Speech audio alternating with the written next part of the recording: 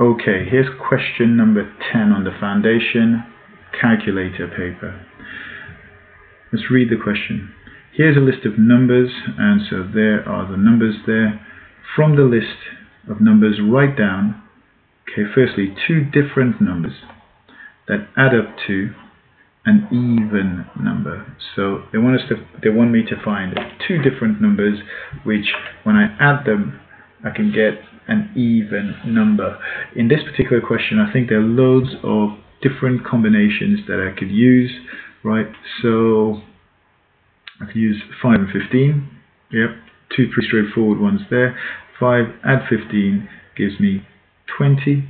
Two different numbers that add up to an even number. I'm just going to stick with that. Add up to an even number. 5 plus 15 is 20, and 20 is an even number. I could have chosen many different other combinations. I could have even chosen 5 and 125, because that's going to give me 130, and 130 is an even number. Okay, so I'm going to move on to the next one. A multiple of 20. A multiple of 20 means a number that's in the 20 times table. So that's like 20, 40, 60, 80, 100, 120, and so on. So looking through these, I can see 60, I can see 100. Either of these, 60 or 100, will do. I'm just going to put 60 in there. I could have put 100. Both of them equally appropriate, equally good. A factor of 45. Now, a factor is a number that can go into 45 and does not leave a remainder. A factor is a number that can go into 45, doesn't leave a remainder. So actually 5 could go into 45. 5 times 9 is 45. Actually, so can 15. 15 could go into 45. Yeah, but I just need one number from the list. Right from the numbers in the list, write down. Okay, so they just want me to write down a factor of 45, so that's it. I was just checking to see if they needed me to write down any others, but I could have written 5 or 15 here.